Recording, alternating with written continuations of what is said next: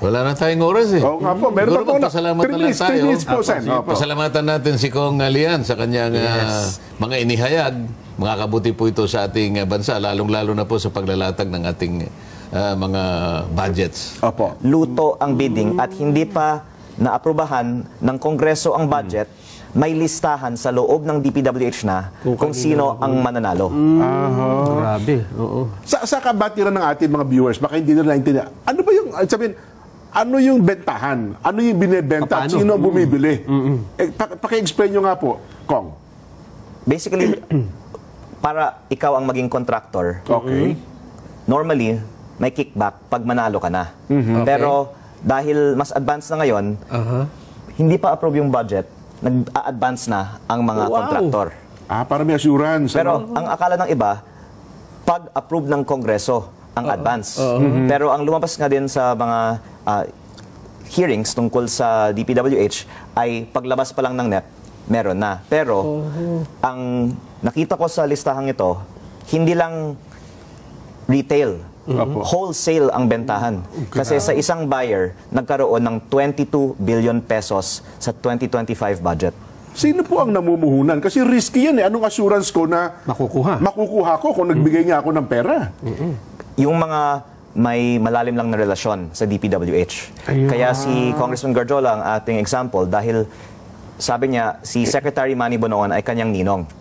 At matagal na siyang nangongontrata sa DPWH. Kaya malakas ang loob niya na siguro magkaroon ng mga kasunduan sa mga opisyal ng DPWH dahil hindi po siya nabigo sa kanila siguro sa mga nakaraang mga taon. So kung namuhunan man siya, may assurance siya na kanya nga talaga mababawi niya yung puhunan niya. Yes, and pwede naman niyang ipaliwanag at pwede din ng mga opisyal ng DPWH ipaliwanag ang dokumentong ito. Pero base lang po sa dokumentong ito, nahula ng DPWH 1 year in advance na ang mga kumpanya konektado sa kanya ang mananalo sa mga proyektong ito. At ito'y kung hindi mo basta-basta nakuha kung saan-saan, kundi mismong official document ba ito? Opo, ito po ay internal file mula sa opisina ni Undersecretary Cabral. At actually, akala ko may kopyan ito ang ICI. Pero bumisita din ako sa ICI ngayong linggo at nalaman ko na nawala pa lang mga computer ni Yusek Cabral. Kaya para malaman natin ang mga proponent ng mga insertion sa budget, maganda sana kung ibigay ng DPWH sa ICI ang files ni former Yusek Cabral. Hindi ba kasama siya nasunog dito yan sa Quezon City? Yung nasunog, baka ilan lang ang... The region po rin yung nasunog. Pero... Hindi naman nasunog yung central office. Ganun ba? Yung opisina ni Yusek Cabral ang may pinakamaraming impormasyon tungkol sa DPWH budget. Yung kasing opisina ni Yusek Cabral, ito yung planning services. Sa planning services na yan, lahat ng applications hawak niya eh. So meron siyang information management system, nandyan yung PCMA, nandyan yung MYPS, nandyan yung Survey 123. Alam mo, lahat ng repository ng data nandun sa services na yon. Kaya tama yung kanyang at ako natutuwa nakakuha siyang ganyan bago nakapag-resign yung undersecretary. Ito matibay na ebidensya ito. Na yung sinasabi niyang bentahan. Example ng bentahan kayong dalawa congressman. Lalapit yung isang contractor congressman. Alam niya kasi gusto niyo bang mapalakihan natin yung yung alokasyon ninyo? Kunwari, distrito mo kasi pangkaraniwan, yung mga malalakas nakakakuha na higit sa 1 billion eh. Pagkatapos dadagdagan niya halimbawa, hindi lamang yun. Una, bibilihin niya na yung sa inyo. So sabi niya, Congressman Jen, may allotment ako eh. May pera, may ako, bondo. Bibiling ko na yung yung allocation nyo. Pag binili niya, siya nang mag-execute. Sana mag-implement. Ikaw, paubaya mo sa kanya. Anong ganasya ko doon? Sa district? Isang bebenta, bago pa nasa NEP pa lang, bibigyan ka na niya. Yun ang sinasabi may paunang ganun pala. Ngayon, kung meron pa siyang kapangyarihan na dagdagan sa'yo, pero ibibigay mo rin sa kanya. Yun ang bentahan na sinasabi niya. At itong dokumentong dala niya, napakatibay nito. Nako. Ngayon po, paano natin natukoy, Kong Lian, na ang nasa likod na ito nga si Congressman Garjola. Si Anong connect Congressman Garjola mismo ay ang namumuhunan sa mga kontratang ito. Pero sabi niya, si Secretary Manny Bonoan ay kanyang ninong, kaya siya may access siguro sa mga deals. Pero marami po kasing mga politiko ay nagbigay din sa kanya ng mga projects over the years. At iilan sa kanila ay nasa gabinete ngayon. Okay. Pero, of course, we would like to give the benefit of the doubt na may anti-corruption campaign ang ating gobyerno ngayon. At sabi po, by December 15, maraming makakasuhan o makulong. At sana po kahit na kaibigan natin si Congressman Edwin Garjola, hindi natin siya isa-spare kasi I think this is important to put in context. Si Congressman Edwin Garjola ang pinakamalaking contractor sa Kongreso ngayon. Ito po ay ayon din sa ICI. Nung ako po ay bumisita doon, sinabi sa akin ni Commissioner Rogelio Singson, pinakamalaki si former Congressman Zaldico. Pangalawa, si Congressman Edwin Garjola. Pangatlo lang si Diskaya. Mas malakas ito kay... Opo. Kasi si Diskaya ay hindi congressman. Si Edwin Garjola ay malapit sa mga gumagawa ng budget. Kaya ngayon nang wala si former Congressman Zaldico sa Kongreso, pinakamalaki na ngayon na DPWH contractor sa Kongreso, si Congressman Garjola. Pero nabanggit ng ICI, ngayon lang nung bumisita ako sa ICI, nabanggit si Garjola sa kanila. At I guess kasi flood control ang focus ng investigasyon so far. Pero si Congressman Garjola ay malaking contractor sa roads. Pero hanggang ngayon, ang dami pang mga bentahan ng projects sa mga roads ng DPWH. Kaya mabuti po sana wag nating i-spare ang isa sa mga pinakamalaking contractor.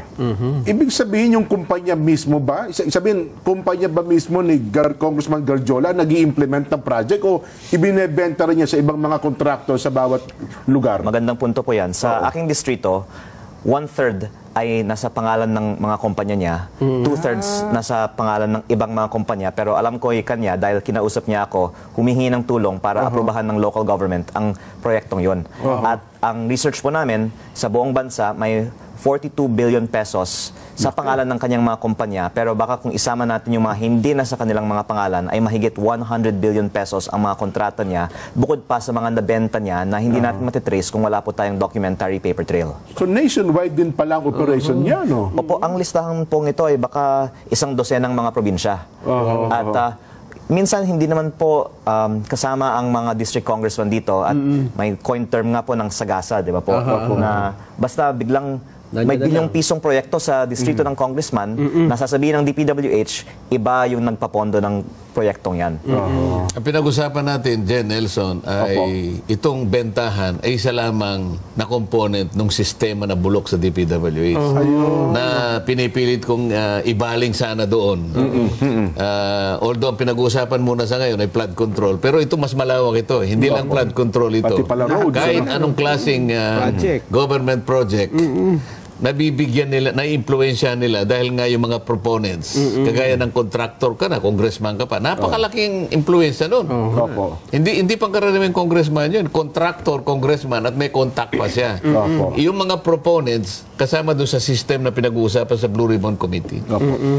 Itong mga ito, isa lamang sa mga manifestation. Pero kung makikita mo, talamak na ito. Kung Rian, hindi ito magagawa ni Kong Garjola kung mag-isa lang siya.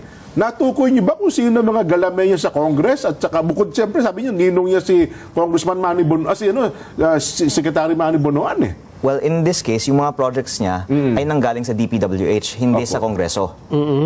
Kaya siguro meron certain amount ng budget na ang central office ng DPWH ay nag-allocate, doon siya kumuha. Yung 6 na project niya sa aking distrito ngayong taon, lahat nang galing sa DPWH, hindi po sa Kongreso na insertions. Tama yung sinasabi niya. Dahil sa NEP pa lang, sabi ko sa iyo, maraming stages yung pagbabloat ng budget. Dito lang sa NEP, meron na pala. Gagawin nila yun. Yung tinatawag nilang allocables. Nagagawa nila talaga yun. Pwede silang pumasok doon sa pangako na, magkakaroon ka rito. Ako nang bibili niyan. Pero hindi ibig sabihin na walang kinalaman ng mga congressman sa budget mula sa DPWH. Kasi para hindi halata ang insertion ngayon, ang ginagawa, pinapasa na lang ang listahan sa DPWH. Tapos, pinapalabas ng DPWH na galing sa DPWH ang mga proyektong yan. Pero tumitimbre pa rin, tumitimbre pa rin sa mga district congressman. Nanggagaling ang mga listahan sa mga district congressman. Kasi sila nagsasubmit ng project sa kanilang lugar. Magkakutsaba talaga yun. Ang facility kasi ngayon, dahil nga sabi ko nga sa'yo, si Yusek Cathy Cabral, planning services, ang daling ipihit yun eh. Ang daling ipihit, sasabihin lang, madaling niyang gawin. Sapagkat nasa kanya yung mga applications eh. Yung IMS nandun. Pati nga yung tinatawag na HDM4, yung density ng road. Pwede niya sabihin na, yun, dapat anuhin na yun. Pati bridges nasa kanya. So, pwede niyang ipihit sa pakikipagtulungan nitong mga kontraktos. Hahanapan niya ng avenue kung saan-saan lahat. Kaya makukuha nila eh. So, para sasabihin nilang density ng road system na to, ito yung mga i-repair. Kaya na sa isang araw pwedeng i-drawing lahat yan. So, ang connivance talaga, DPWH at saka yung proponents nandun sa Kongreso, talagang nangyayari yan. Iyon pala. Nako. Pero dahil sa pagbubulgar niyong ito, ano ang naging reaction po ng House leadership, Kong Rian? Actually, maraming mga miyembro ng Kongreso ay galit din kay Congressman Garjola kasi parang sobra naman ang ginagawa niya. Kahit na maraming ibang mga congressman gumagawa ng pareho sa ginagawa niya dahil napakaraming mga kontrata ang nakuha niya sa DPWH at napaka-extravagant ng kanyang lifestyle. Sabi ng ibang mga miyembro ng Kongreso, mabuti naman na may nagpakita na hindi sang-ayon ang Kongreso sa mga gawain niya. Yun ang puntong gusto kong makilala nyo, makita nyo.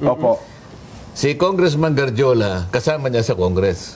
Sen. Pero hindi siya natakot, hindi siya nangimi na ihayag yung hindi magandang ginagawa. Katulad ko, nakita nyo, kapareho kong Deputy Speaker. Ito kasaysayan na to. Ako lamang ang Deputy Speaker na pinausisa ko ang kapwa ko Deputy Speaker. Siya rin ang Congressman. Pinauusisa niya ngayon sa pagitan ng ebidensya na kala kapwa niya Kongreso. Sinong gagawa niyan? Yung matibay ang dibdib sapagkat idealistic siya. Tama. Yan ang gusto ko mapansin ng kababayan natin. Kailangan natin ng mas maraming ganyan. Kailangan nating maraming liyan. Libiste. Kahit di masyadong guwapo. Basta ang idealistic, kagaya niya. Pero sa kanya wala ka na masasabi. Guwapo na, idealistic pa. Mayaman pa, no? Yun pa Anyway, Kong Lian, gaano tayo kaseryoso dito? Ano ang goal mo rito? Kung ikaw ang tatanungin. Unang-una, ang sagot ko sa una niyong tanong ay gusto ko tama ang sistema ng pag-allocate ng budget at wala nang bentahan sa 2026. Ngunit sa research ko, meron bentahan mula sa DPWH hanggang ngayon. At ako po ay nakikiusap sana na yung budget na ginawa ni former Secretary Manny Bonoan at Undersecretary Cabral, na yun pa ang nakasalang sa Kongreso at sa Senado para sa 2026 ay rebisahin natin. Ngayon na nalaman natin na may ganitong sistema pala. Pero malaki na ata na bawas, di ba? Ito sa panahon ng Secretary Bings. Opo, pero yung natira ay galing pa sa Bonoan at Cabral time. At may mga bago pa ring mga insertions mula sa team ni Secretary Vince para sa mga lugar na konti lang ang tao at ang balita po, Sen, ay kung saan may congressman na contractor, nagkakataon, doon din, malaki ang budget. Kaya ako po ay hindi nag-reach ng conclusions. Pero nagtatanong lang ako, bakit kaming mga distrito na maraming tao, maraming pangangailangan, hindi kami nabibigyan ng budget. Pero maliit na distrito, pero ang congressman ay contractor, binibigyan ng malaking budget. Meron siyang sparring partner dyan sa Congress na dating representante din ng yung party list group ni Kong Garjola, yung di ba, yung construction workers yan, di ba? Ang unang representante po niyan si Congressman Romeo Momo di ba? Na tumakbo sa district. Ang nagpapalit sa kanya, si Garjola. Dating DPWH Undersecretary. Wala ba kayong imbestigahan lang? Hindi tayo nagpaparatang. Kundi, baka naman, may mahukay din kayo, Kong Rian. Naku, Sen, gagawa tayo ng bagong mga kaaway dito. Si Kong Momo po ay chair ng Public Works Committee. Ayun na nga po, isa pang chairman ng House Committee on Public Works. Ako po ay nakafocus po kay Kong Garjola dahil may proyekto siya sa aking distrito. Ayun. At ito po ay para sa interes ng aking distrito. Di ba alin dyan, yung pinangangambahan niya na maring nauulit pa rin sa 2026 budget, di pa naman tapos yung plenary debates namin. Kung makakuha ko sa kanya ng mga matitibay na ebidensya na nakaraan, ang dami pang nakasabit na mga bentahan dyan. Pipilitin natin na maihayag yan, ma-address natin, mabawasan kung kinakailangan. Hindi man lahat, dahil sa alam mo, napakahirap talaga niyan. Pero gagawa tayo ng paraan na ma-address natin ang malaking bahagi niyang bentahan na yan. Kung Lian, bitin kami, pwede ba magkaroon tayo ng part 2? Malapit lang naman ata. Ay, gusto nyo, kayo ang pang-Webes namin. Ano ho yung mga mahalagang bagay po nandiyan sa gusto nyo sabihin sa ating palatuntunan? Meron tayong mga ilang minuto po. Baka meron kung kami hindi na itanong na importante po masabi ninyo. Kung Lian. Well, I think the most important thing is to fix the budget moving forward. And tulad po ng nabanggit ni Senator Marcoleta, na nasa Senado pa naman ang budget ngayon at sana hindi mauulit ang ganitong sistema sa DPWH. Ang inyo pong mensahe sa ating mga followers, viewers, etc. Kong Lian. Maraming salamat po sa opportunity to guest on your show and I hope to be back again. Yes po. Gawin natin kayo regular dito. No? Biglang dami ng followers at viewers natin eh. Sen, baka may mensahe po kayo sa ating mga taga-subaybay. Wala na tayong oras eh. Oo nga po. Meron Siguro na po. pasalamatan na lang tayo. Po, Sen. Pasalamatan natin si Kong Lian sa kanyang mga inihayag. Makakabuti po ito sa ating bansa, lalong-lalo na po sa paglalatag ng ating mga budgets. Opo.